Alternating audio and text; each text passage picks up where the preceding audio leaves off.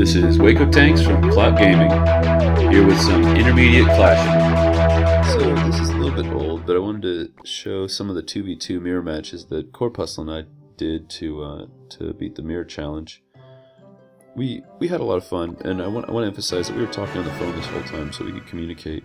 So if you see things looking a little bit more coordinated than maybe with your random 2v2 partners, that's because we're saying, hey, I'm going to defend left, you attack right, whatever.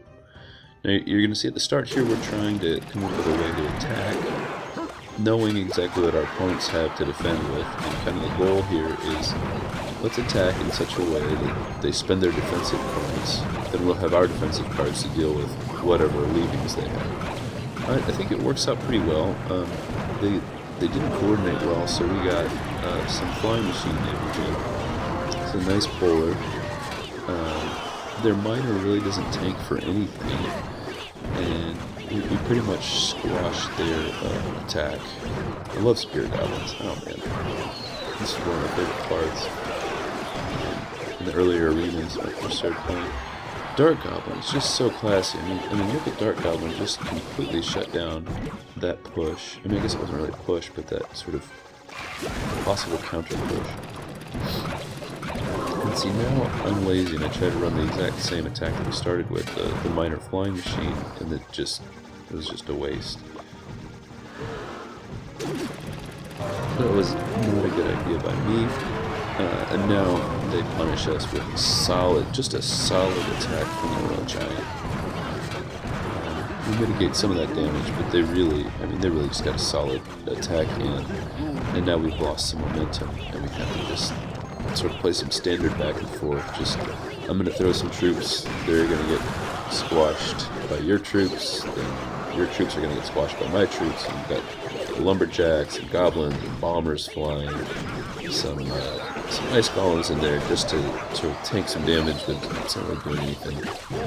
And you're going to see that really this doesn't go anywhere until the air clears, and then the next time they try to make a push with the Royale Giant, I drop a Sparky, so Sparky is essentially being played defensively here in the back.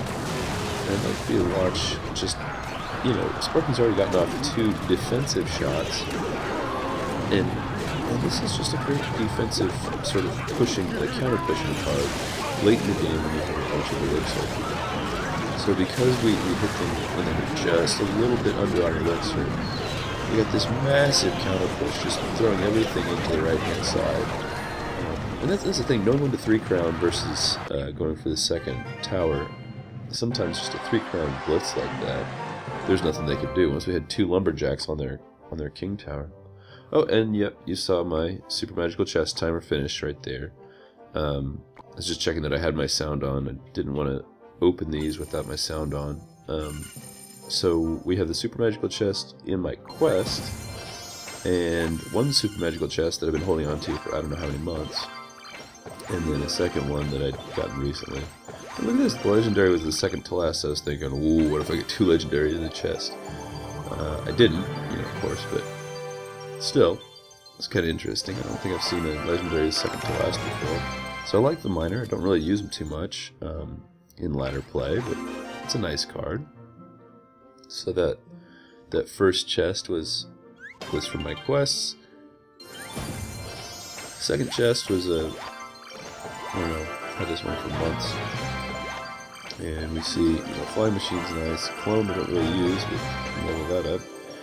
And Sparky, which is fitting considering that both of the matches that I'm going to show you in this video, so you saw Sparky sort of come in and save the day in the first one, Sparky's also going to come in and save the day in the second one. Well, not save the day so much as start the day, you'll see. And then this is cool, 3 SMCs, 3 legendaries, makes me pretty happy. And we get Mega Knight. Again, Mega Knight's not a card that I use too much in ladder, but it's a great card. I find so often when I get legendaries, it's like Inferno Dragon or something that I really can't. I don't know how to use Inferno Dragon. I never use Inferno Dragon, so it's nice when I get cards that I actually use sometimes. So Sparky did so well last time. We figured let's start out with Sparky. I think in the last match I was on the the right for the blue team. No, I think I'm the left for the blue team for this match, just depending on who started it. So we start out opening push with Sparky, but you notice that we have a giant tank instead of a golem tank, and you're going to see the golem is just really pricey for them. And I don't think that was a good move. I think this was sort of the beginning of the end for them, was them starting out with a golem. I mean, starting out with Sparky is already pretty pricey, but when you see how heavy these decks are, it's okay. That afforded us the luxury of getting a hog snuck in the left-hand side. And you see, our prince took out their giant skelly, so they couldn't do that nice giant skelly tanking for minor chipping. And that prince, they thought it would, I'm sure they thought it would die before they hit the tower, but it did a bunch of damage on the tower.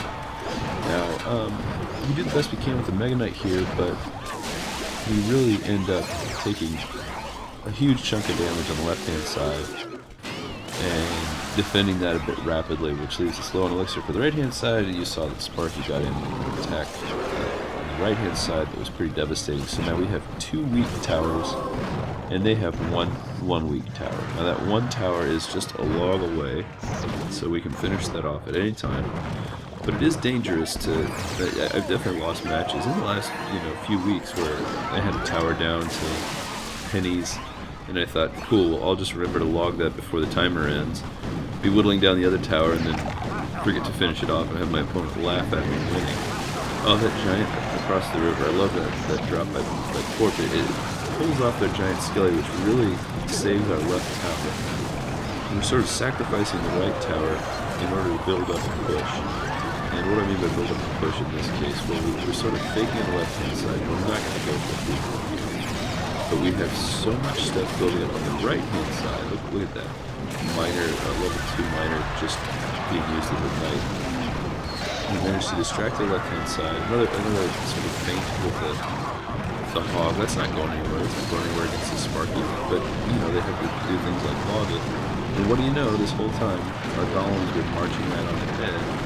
And now that we have the golem backed by 2 flying machines, and those flying machines are being tanked for by the lava hound, this is just unstoppable. Miner sneaks back there to do a little bit of damage, but it's really that flying machine giant that just tore through him. And you see, we set all that up by sort of faking left and making a big counter push.